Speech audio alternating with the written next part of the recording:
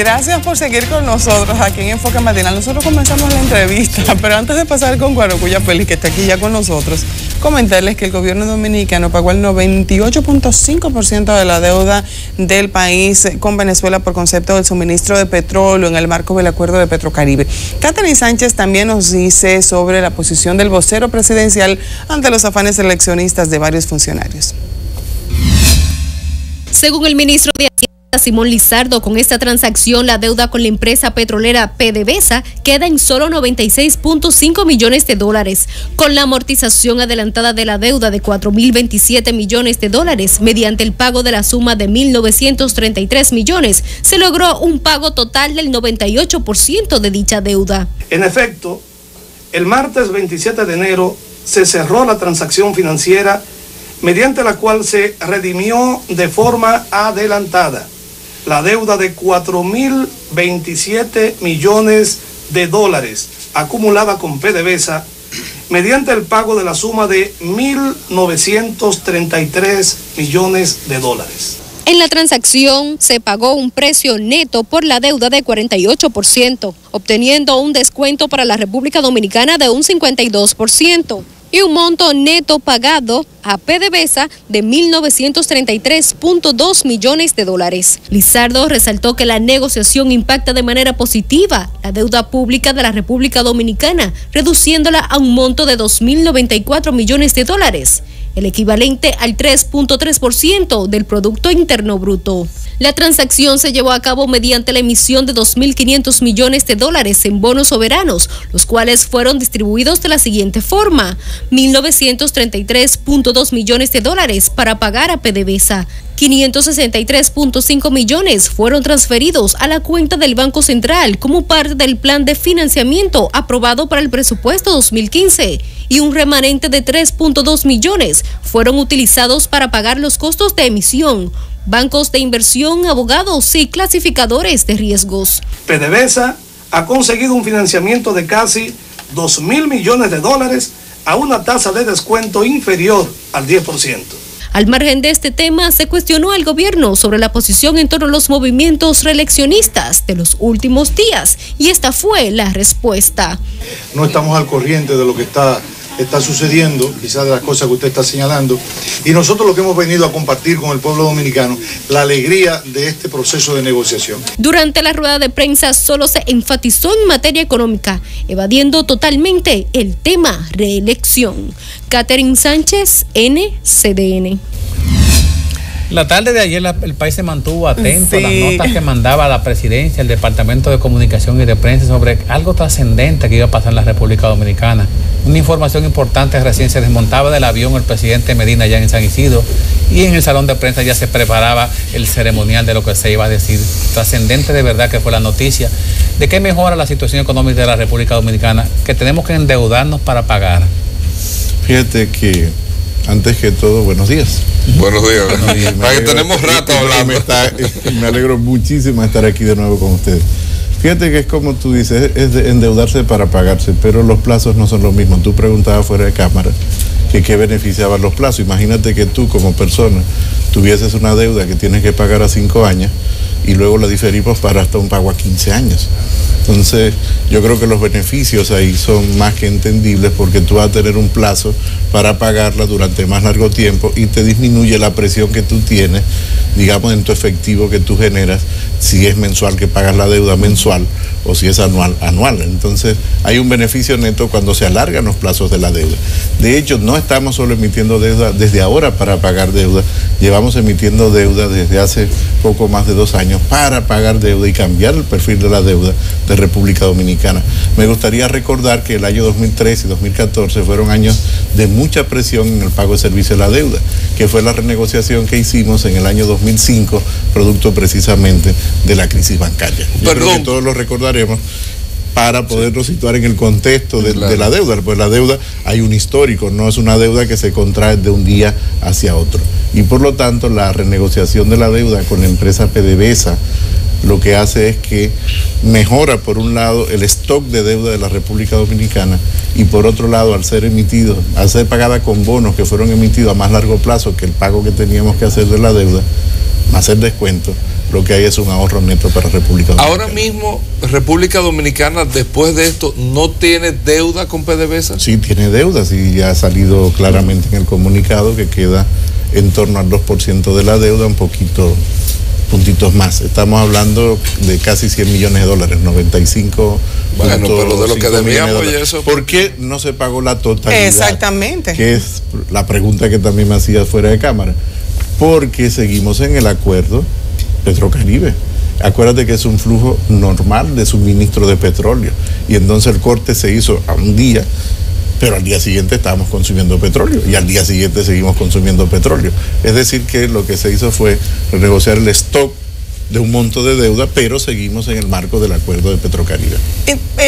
Vemos que uno de los aspectos que se... No sé si sí, claro, sí, está bien entendido. Teníamos 7 días de deuda acumulado, pero teníamos que seguir el día 8, el día 9, pagamos los 7 días y seguimos el día 8. Es decir, claro, lo entiendo, que la factura sigue corriendo, pero disminuimos ahora, en un 52%. Perdón, en eso mismo, pero ¿qué evitaría, si la factura sigue corriendo, que volvamos a caer en la misma situación?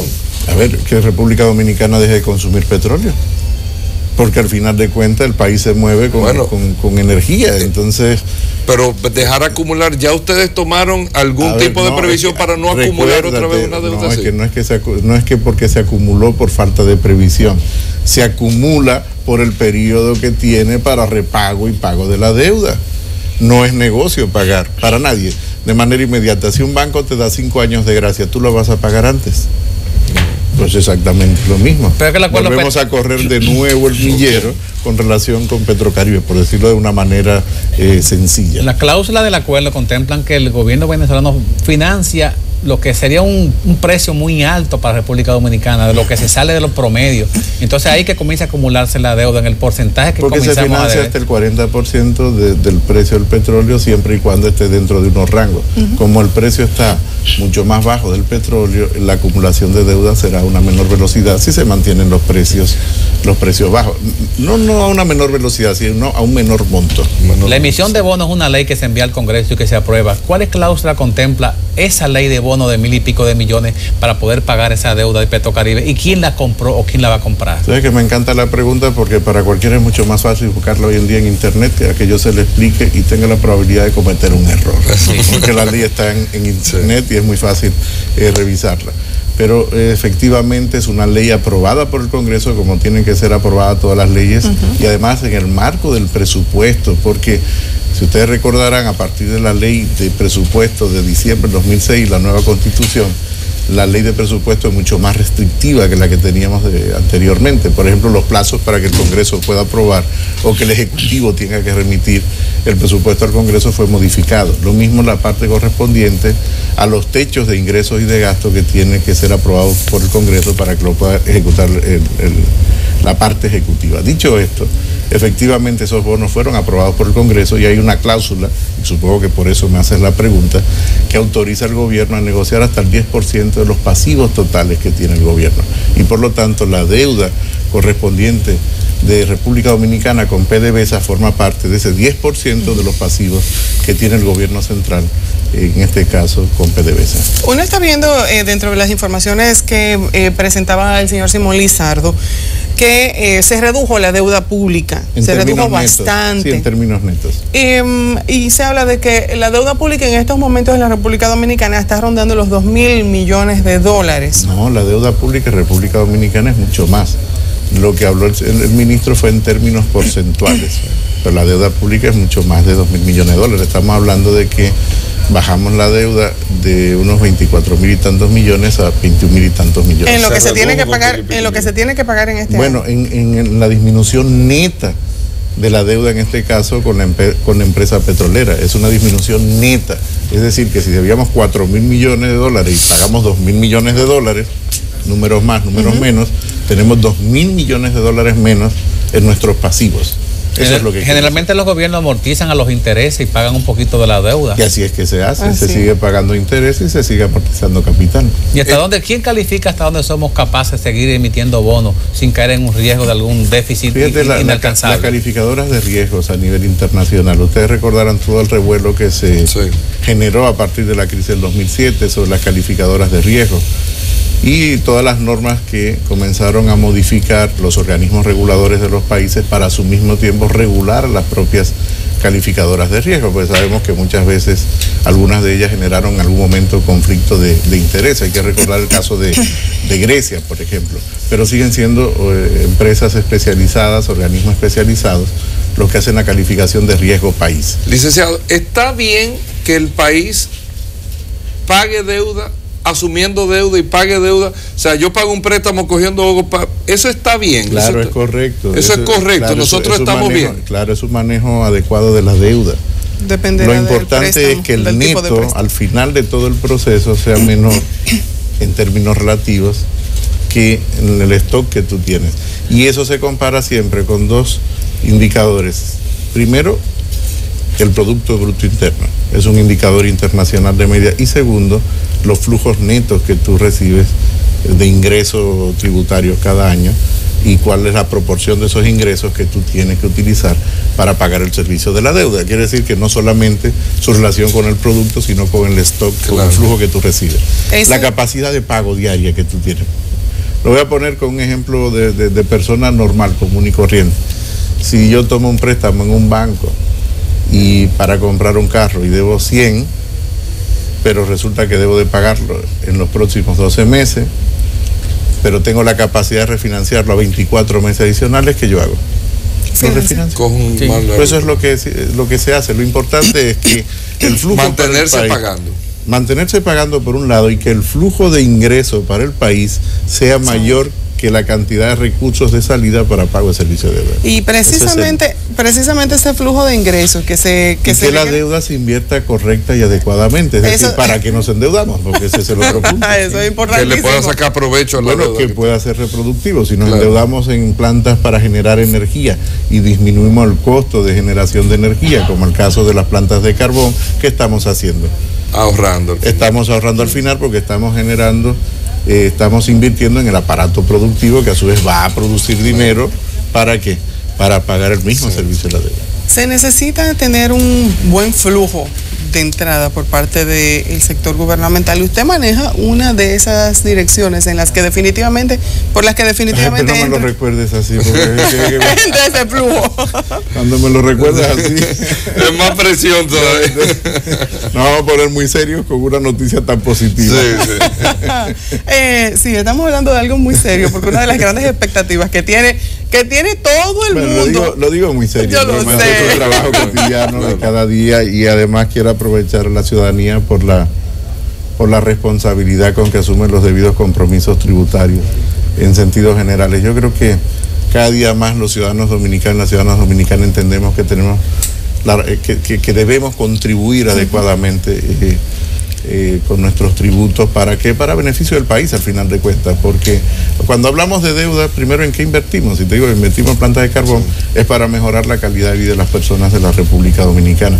Si invertimos en infraestructura de carretera o infraestructura educativa, que ahí está, invertimos en calidad de vida de los dominicanos. Entonces quiero aprovechar para agradecer a la ciudadanía y los ciudadanos esa comprensión que tienen, me incluyo a mí mismo, cada vez que tenemos que hacer el pago de nuestros tributos. Sobre todo porque le fue bien el año pasado. Cumplieron las expectativas, pero este es un año en el que la gente estaba esperando otras cosas.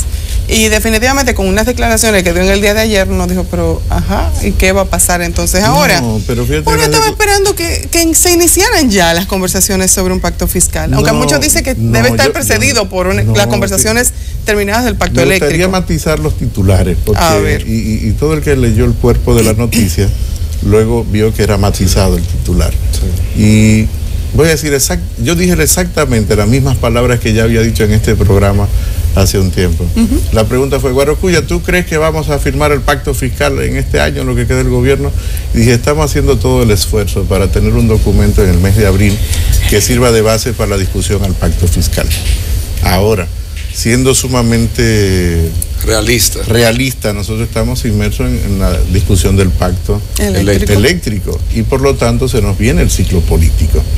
Yo quiero saber si en el marco de ese ciclo político habría la tranquilidad suficiente como para sentarnos entre todos los actores para negociar un pacto fiscal, porque Reitero, necesitamos más que un pacto fiscal, es un pacto político, es un pacto de las fuerzas políticas que nos permite a nosotros avanzar, por supuesto, en el pacto fiscal, pero también tenemos que avanzar en otras reformas estructurales que necesita el país. Y mencionaba el tema de la reforma del mercado de trabajo, que debe ser una reforma que vaya más allá del código laboral. Eso es lo que he dicho. Por lo tanto, matizo el titular de no habrá pacto fiscal porque, con todo respeto a los medios de comunicación escritos, no fue exactamente eso. Sí fue exactamente, pero no descontextualizado. Es decir, no la frase lacónica de que no habrá pacto fiscal. Para que la gente... Perdón, si tú me preguntas a mí como responsable de impuestos, que no de formulación de la política tributaria, también esto lo aclaré, lo aclaro siempre, que le corresponde al ministro de Hacienda, el Ministerio de Hacienda.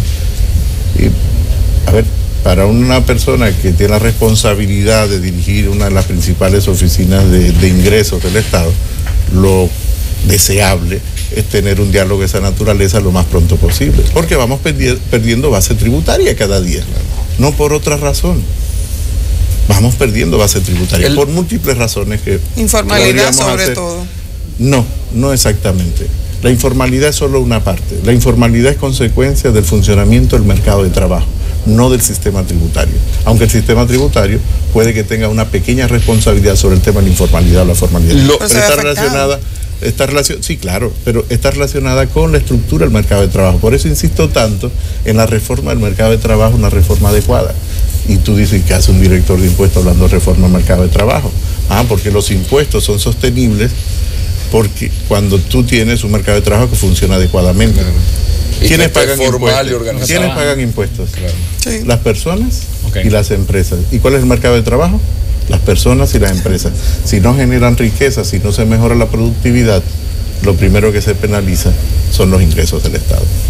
Una pregunta, licenciado. ¿Esto traería un pacto fiscal que si se puede lograr, si no se puede lograr, ok, pero esto traería esa propuesta del presidente de la República desde la campaña de que poner a todo el mundo a que pague, pero reducir la tasa de impuestos? Sí, de hecho hemos estado tomando decisiones de administración. Que se pague menos, pero que todo el mundo pague. Sí, así es. Ese es el objetivo de un buen sistema tributario, mejorar la equidad en el pago de los tributos, en la contribución que tiene que hacer cada ciudadano. Eso dicho de manera muy simple es que cada quien pague de acuerdo con sus posibilidades. Y lo hemos estado haciendo mejorando tasas efectivas de tributación de sectores, por ejemplo, como el sector agropecuario, que tiene una tasa efectiva de tributación menor. La próxima semana sale una resolución relativa al mejoramiento del sistema simplificado de tributación para el sector agropecuario, y eso lo que hace es precisamente que baja tasas efectivas de tributación, pero te amplía la base porque tiene mayor alcance a diferentes productos. Ahora, el sector agropecuario en su mayor parte está exento. Lo que estamos hablando ahí es para el pago del impuesto sobre la renta.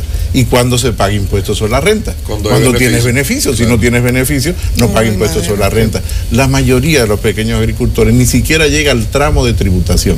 Estamos hablando de 400,000 pesos al año en términos netos. Ya por último, casi despidiendo la entrevista, Guarocuya. Eso es casi echándome el programa y casi echándome la próxima vez. Aquí está. Ha sido muy elegante.